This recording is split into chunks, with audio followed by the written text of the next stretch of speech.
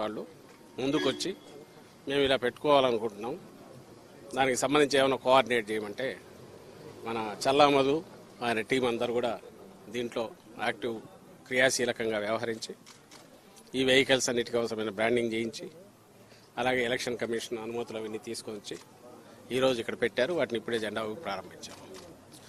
ఇది నిజంగా సంతోషించదగ్గ విషయం. ఎవరికి వాళ్ళు ఇది మా ఇంట్లో పెళ్ళినట్టు, ఎవరికి వాళ్ళు ఇది మా విజయం, జగనన్న విజయం అంటే మా విజయం అని అనుకొని ఎక్కడెక్కడ ఉన్న వాళ్ళందరూ కూడా వాళ్ళంతా వాళ్ళే ముందుకు రావడం అనేది చాలా సంతోషించదగ్గ విషయం.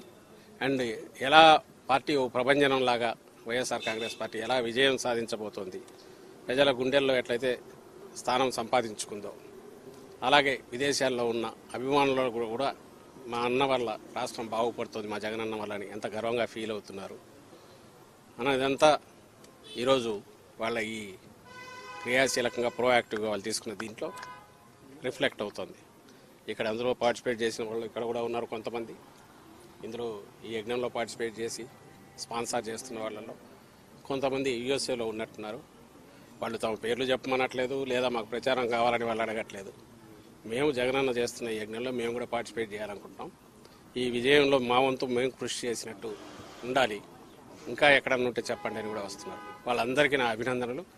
అలాగే గత వారం రోజులుగా రేయింబౌళ్ళు పనిచేసి వీటన్నిటిని రెడీ చేసుకున్న ఇక్కడ పార్టీ కార్యకర్తలకు అలాగే ఇక్కడ ఉన్న సభ్యులందరికీ కూడా నేను అభినందనలు తెలియజేస్తున్నా. చాలా ఉత్సాహంగా ఉంది మాకు. ఎందుకంటే చెప్తున్నా కదా, వచ్చే ఎన్నికలు 20 రోజుల్లో పూర్తి అయితే ఆ తర్వాత మరోసారి జగన్మోహన్ రెడ్డి గారు ఇంతకంటే ఇప్పటికంటే ఇంకా ఎక్కువ మెజారిటీతో ప్రభుత్వం స్థాపించబోతున్నారు, ప్రమాణ స్వీకారం కూడా చేయబోతున్నారు అనే ఊపు ఇప్పటి నుంచే కనపడుతుంది. ఈరోజు అభ్యర్థులు అడగలేదు, పార్టీ అడగకుండా వీళ్ళ ముందుకు వచ్చి చేయడంలో అది ఎక్స్ప్రెస్ అవుతుందని చెప్తూ మరోసారి అందరికీ అభినందనలు తెలియజేస్తున్నాను. ముఖ్యంగా వీటిని స్పాన్సర్ చేసిన యూఎస్ఏలో ఉన్న ఎన్ఆర్ఐ మిత్రులందరికీ కూడా అభినందనలు అండ్ కృతజ్ఞతలు కూడా తెలియజేస్తున్నారు. Thank you. సీఎం గారు దాడి ఘటన మీద ఈరోజు దుర్గారావుని టీడీపీ సానుభూతిని అరెస్ట్ చేశారు. మీరు మొదటి నుంచి ప్రీ ప్లాన్డ్ అటాక్ అని మీరు మొదటి నుంచి చెప్తున్నారు, ఈరోజు వాళ్ళని అరెస్ట్ చేశారు. ప్రీ ప్లాన్డ్ అటాకే. ప్రీ ప్లాన్డ్ అటాక్ అనేదానికి రీజన్ కూడా చెప్పాము. ఎందుకు చెప్పామంటే జరిగిన పద్ధతి కానీ ఆ ఫోర్స్ ఎంత ఫోర్స్ఫుల్గా వచ్చింది అనేది కానీ అది ఇద్దరికి తగిలి కూడా అంతే ఫోర్స్ఫుల్గా తగలడం అంటే ఇట్ ఈజ్ నాట్ ఎవరో ఆకతాయి చేసిందో ఊరక గాల్లోకి విసిరిందో ఇచ్చేసిందో కాదనేది అక్కడ క్లియర్గా అర్థమవుతుంది. గురి పెట్టి కొట్టారు, అదృష్టవశాత్తు తప్పింది, మా అదృష్టవశాత్తు అది తప్పింది.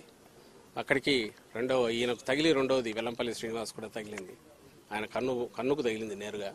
ఆయనకే అంత ఫోర్స్ఫుల్గా తగిలింది అంటే జగన్మోహన్ రెడ్డి గారికి ఇంకా ఎంత గట్టిగా తగిలి ఉంటుంది. అది కొంచెం కింద అయితే ఏమయ్యేది, ఇది మేము ఎక్స్ప్రెస్ చేసింది. మేము ఎక్స్ప్రెస్ చేయడానికి ఒక సాలిడ్ రీజన్ ఉంది.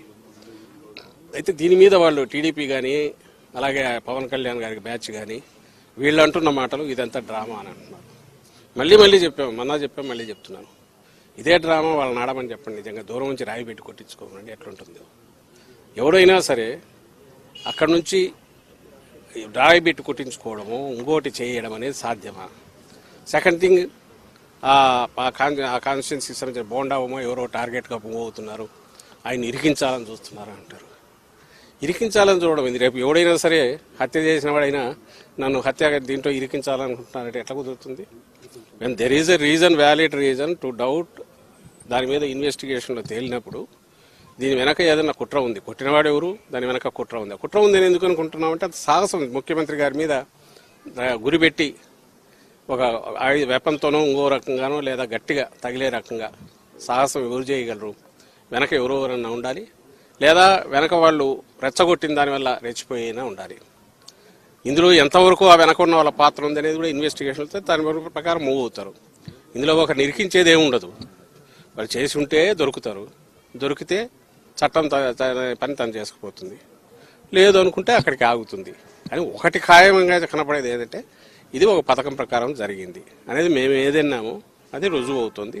అలా అనడానికి కూడా వ్యాలిడ్ రీజన్ మననే చెప్పాం. అలాగే మళ్ళీ చెప్తున్నాం, ఒకవేళ ఇది ఎవరైనా డ్రామాలు అనుకుంటే ఆ రోజు కత్తితో 19లో జరిగిందైనా ఈరోజు రాయితో తగిలిందైనా ఆ డ్రామా ఏదో వాళ్ళని ఎనాక్ట్ చేసి చూపమంటున్నాం. ఒకవేళ వాళ్లకు కావాలంటే దూరం నుంచి ఒకటి వేయించుకొని రాయి ఎక్కడ తగులుతుందో ఆ సాహసం చేయమనండి. తలకాయ ఉండేవాడు ఎవడైనా డ్రామాలు వేసేవాడు అర్థం చేయించుకుంటాడా ఏమన్నా దానికి వాళ్ళే ఆన్సర్ ఇవ్వాలి.